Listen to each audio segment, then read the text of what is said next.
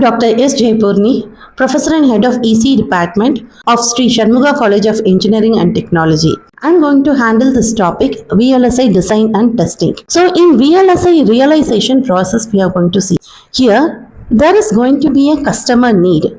Depending on the customer need, we have to determine the requirements. Then we have to write the specifications for the given requirements.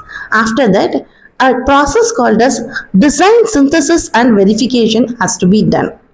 Then it goes with test development. After testing it, a fabrication of this has to be done. Then a manufacturing test has to be done on this. Finally, we give the chips to the customer. The next, we are going to see about the synthesis of VLSI design. So first we have a design specification followed by RTL design. What is this RTL design?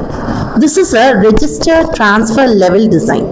Then it has to be synthesized, and after synthesis we get gate level design. Then from the gate level design we obtain layout. So this is a VLSI design cycle. So first we get a concept, then we have a designer, we have a behavior specification, then a behavior specification followed by behavior synthesis. So from concept to behavior specification is called as design validation. Then the next process is from behavior synthesis to RTL design. From behavior specification to RTL design is called as RTL verification. RTL verification means register transfer level verification. Then we have a logic synthesis. So from logic synthesis, from RTL design, it goes with netlist logic gates. Then from netlist logic gates, it goes to the layout synthesis. From layout synthesis, we have to go with layout mask. What is this layout mask? It is a detailed representation of geometric patterns for a single layer of IC. This layout synthesis is a critical process. It converts a higher order level design, which is written in HDL language, into a netlist. So then logic gates, we have to optimize its area, speed and power. After that we do a manufacturing process.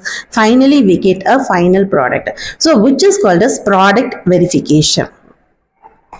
So next we are going to see about the typical IC production flow. In this typical IC production flow, we have a silicon wafer. Then from the wafer, we perform a probe test. Then from the probe test, we do a packaging, then marking, then final test. After the final test, there is a test called as visual inspection. From the visual inspection, we go for question answer sample test. From there, we go for shipping test. So these are the typical IC production flow. So why this testing is involved? So in order to have the product quality and in order to have the product reliability, we go for this testing. So this is the defect that is detected during IC test, the defect that is detected during system test, defect that is detected during field test. So now we are going to see about the VLSI testing labs, how it is being performed. There are various testings available for performing the test on VLSI chips. So before we get into the testing, we need to understand the basic definitions that is very much required. So what is this design synthesis? Suppose consider that we are given an input-output function. We have to develop a procedure to manufacture a device using known materials and processes. Let the known materials and process be anything. By that process, we can design the chip. Then the next is verification. Predictive analysis to ensure that the synthesized design, when manufactured, will perform the given input-output function.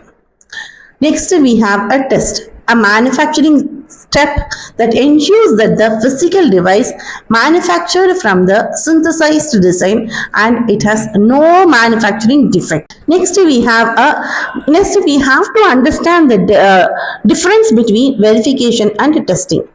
So verification means it verifies the correctness of the design, and testing means we are going to test the correctness of the manufactured hardware. Verification means it is performed by simulation either with hardware emulation or formal methods. There is a two-part process involved here. One is called as test generation and second is called as test application. Test generation means software process which is executed once during design. Test application means electrical test applied to the hardware. So verification means we have to perform once prior to the manufacturing. Test application means it is performed on every manufactured device. Verification means it is responsible for quality of design. So testing means it is responsible for quality of devices. So what is the role of, why should we go for this testing of this VLSI chips? So once we design a product, fabricate and test it, we have to check whether the product is working properly or reason for a failure. What could be the various reasons? The test was wrong, the fabrication process was faulty, or the design was incorrect, or the specification problem itself.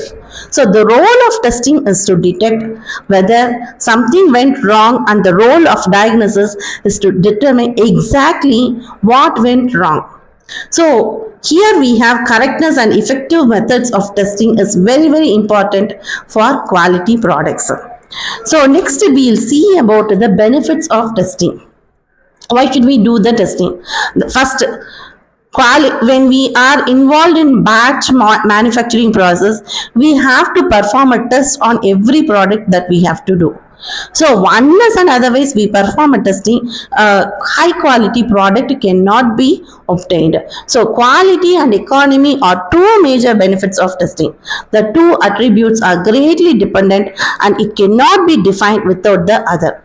Quality means it is the satisfying the user needs at a minimum cost. We have to satisfy all the needs of a customer in order to obtain the particular chip in their requiredness. The purpose of testing is to weed out all the bad products before they reach the user. The number of bad products heavily affect the price of the good products. So therefore we have to have a very good understanding before designing the product and before obtaining the quality product. So we know the technology always scales continuously from smaller things to bigger things. So what are the important significant factors to yield that yields continuously means die size, chip yield and design productivity. They have so far limited transistor integration in a VLSI design. Now the focus has shifted to energy consumption, power dissipation and power delivery. So as the technology scales further, we will face new challenges such as variability, single event upsets and device degradation. These affects the manifesting as inherent unreliability of the components. Next, this is a graph that shows about failure rate versus product time. So this is a graph. Here we have in the y-axis failure rate, in the x-axis I have my product lifetime. So 1 to 20 weeks, then 10 to 20 years. So infant mortality, working lifespan, wear out. All these three graphs are involved. So I have a circular, I get a curve like this which refers to the product lifetime. So there is a wear out for every product that is being manufactured.